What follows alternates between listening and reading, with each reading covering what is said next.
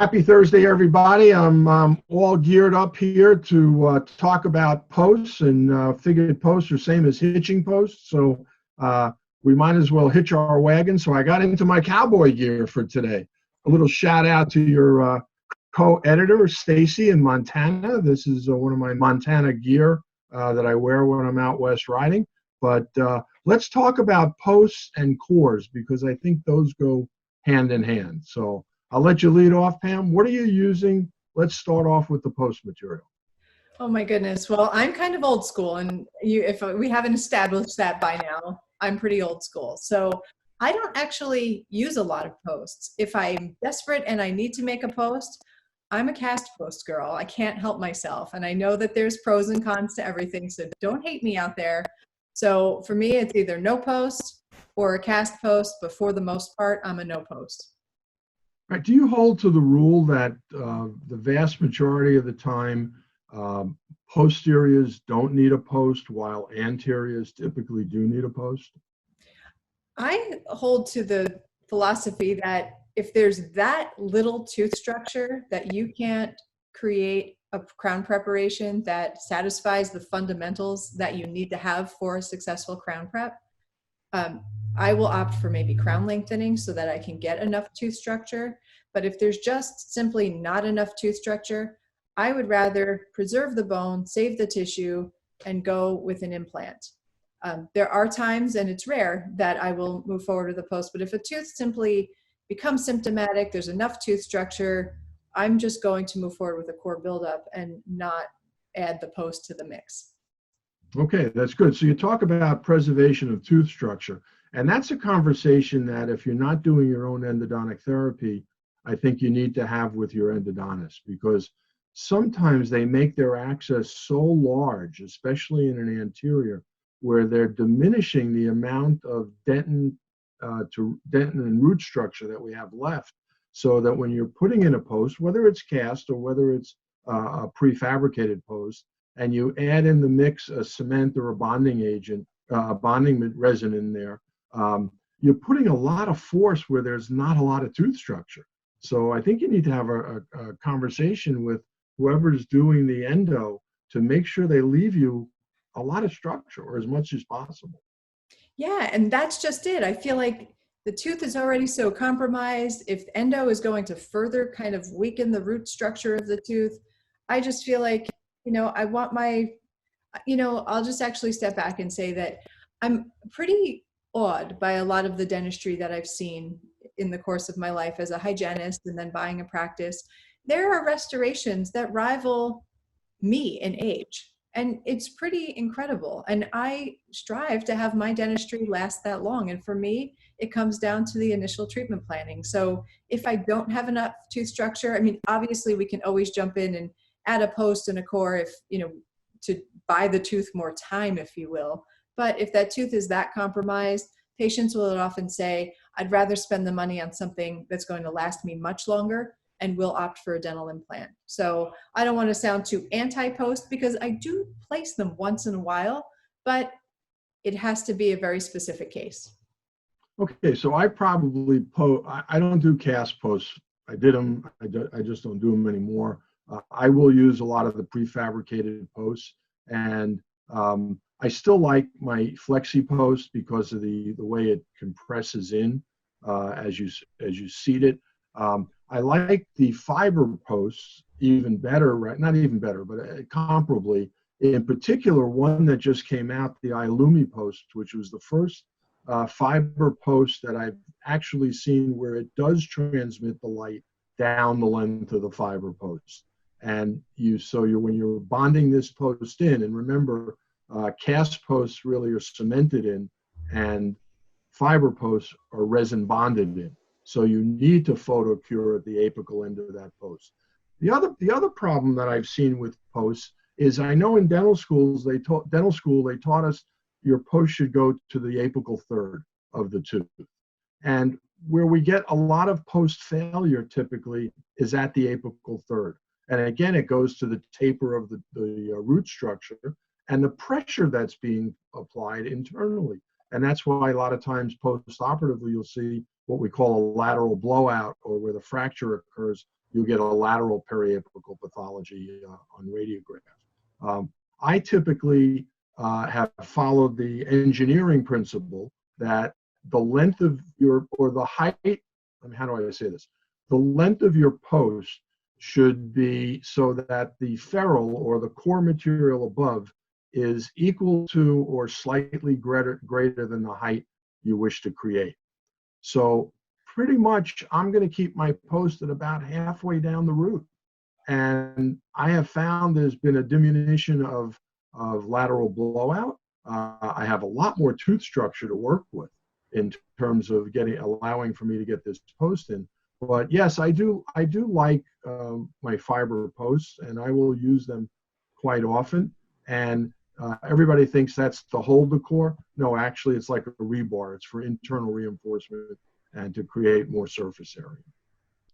Well, that's interesting that you bring that up, because yeah, the posts that I place, if I'm using a cast or a prefab, if I'm using a metal post, the job of it is really to retain a core. But once you start getting into bonding, using fiber reinforced materials, you're getting a whole different slew of physical properties that a metal post is not going to offer. No, that's correct. But you also made a very good point, and I would have to agree. If you don't think you can get the long-term result, think implant. I'm a big fan of endodontic therapy because one of the best osteointegrated systems we have is nature's own root. So taking that out, I don't want to sacrifice a tooth if I don't have to whatsoever. But there are instances where that is the better course of treatment. So when do you decide post versus no post? If you're bonding in your post, you're bonding in your core buildup, when's your cutoff to post or not post? It's generally going to always relate to the amount of natural tooth structure I still have, both around the endodontic access, as well as in the amount of tooth structure circumferentially around the tooth itself, so that the masticatory forces can be evenly displaced across that, and not where I'll put a beautiful post and core in and the buccal wall comes off. So then that's a displacement. So it's going to go always relative to the amount of tooth structure we've been able to preserve. I find tooth structure is king, regardless of any type of process or procedure that we're going to move forward with. So if your go-to is, say, a fiber post, what kind of core are you using with it? So pretty much it's come down now that the fiber posts are such that I find that I can use almost anything. I'll tell you the core materials that I like. I like Rock is by Zest, which is now Danville Engineering. I think Cosmocore is excellent by Cosmodent. They make a great material for core buildup. And I got to give a shout out to PulpDent too with their speedy buildup. It is a phenomenal material, and it's dense and it's nice, and you could add to it even, which makes it quite nice. So I think that take a look at those. Luxacore by DMG. These are solid, you should pardon the pun, but they're solid materials that allow you to replicate even better maybe than what nature gave us for the dentin core of the tooth. So that's what I'm shooting for. Interesting. So I use most of the time, depending on how large the core buildup is, I love EverX Bulk from GC America. It's a fiber reinforced dentin replacement type material, but it has to be covered up with a composite resin. So if I'm, say, making a buildup so that I can get rid of undercuts or kind of idealize my preparation, or if I remove a large amalgam and I need to replace that tooth structure, I'll use EverX Bulk, but then I'll also follow up with a composite. Now, I've always found, and things might have changed a little bit, but I always found that using a core material, for me, just didn't work as well in my hands because it just had a higher viscosity than, say, a packable composite that I can sculpt. So why would you opt for a core buildup material versus a composite? Well, I agree. Composites certainly give you the density and the handling capability that most of the core materials that are syringeable don't. There are some that are relatively more dense and easier to use. As I mentioned, the Cosmocore. I find that that's a good one. I got, Parkel came out with their predictive bioactive course. You're getting the bioactivity or the biomimicry that we've talked about, and the release of fluoride and calcium and phosphate. And that's more of a denser, I won't say it's a bulk fill, but it's a more denser composite. Yes, you're still syringing it out of an auto mix gun, but you can do it almost in incremental layers and photocure as you go, so that you can control it. You made a very good point. When I've done a crown prep and not an endodontically treated tooth, and yet a chunk of that old alloy comes out, I take a step back, and I will, depending on how much, a bulk fill composite is ideal in that sense. What I do find myself doing is not only am I etching and bonding, but I'm probably scoring that old amalgam seat and using some undercuts where I can, just for that extra mechanical retention. The last thing, and this has happened to me, I'm sure maybe to you as well, I put in this beautiful core buildup where that old alloy was. Then I go ahead and I start to prep my tooth. And next thing you know, this thing goes flying out because I vibrated it right out. Or you take your provisional out and the core comes with it. I've seen that happen too. So I think by putting some undercuts in where you're not running close to the pulp is a helpful little thing to do. I agree. I find using the retention that the initial amalgam prep offered, I use that oftentimes for my composite as well. So one of my favorite things that my endodontist does for me, I don't do my own endo, but two things that I love actually, is that they cover the orifice of their endodontic access with a glass ionomer, which I just think is genius. I think it's smart. I think it's the best thing you can do, especially gives that endo a fighting chance if the patient doesn't come back right away. So I love that they're using glass ionomers, because we all know how I feel about glass ionomers. I love them. And also, they use a material called endo sponge. So they'll place endo sponge in there and then their cavit material or whatever the temporary material they're using, so that when I need to get in there and clean out the endodontic access, which is oftentimes very conservative, I can pull a sponge out as opposed to trying to fight with cotton pellets and that kind of thing. So I find for me, that system just works really well so that I can create a conservative core buildup and move forward with my crown. Yeah, and I think core buildups are great because they do help us preserve tooth structure. I mean, everybody knows Theracal and Bisco, right? And Theracal is great for pulpal protection, and Theracal PT if you're doing pulpal therapy for a patient. Don't overlook the core materials that they have, like CoreFlow Dual Cure. It's great. I like a Dual Cure material too, because sometimes when you're squirting this stuff in, and even though I'm a big fan of squirt and shoot technology, when you're squirting it into the depths that you need for your core, how do you really know it's photocuring all the way down? So the dual cure to me is essential. And these are rock hard materials that we've mentioned, because you need to be able to cut them. They need to feel and seem like dentin. And in some cases, I think they're harder than the dentin, which is good too. One thing I do like about core materials is that they're oftentimes a very significantly different color than tooth structure. And so I always finish my margins in tooth structure. And sometimes if there's a little bit of core material there, then I know I can see it, and therefore I can remove it so I can have my clean margins. Yeah, I know Bisco has a blue one, Cosmonet has a blue one. A lot of them have blue versus white or neutral. And that's terrific. I think I still hold to the tenet that was drilled into me, pardon the pun, that you finish on natural tooth structure always for your margins. That is going to sustain. Natural tooth structure will decay, but it won't wash out. Couldn't agree more. I do the same exact thing.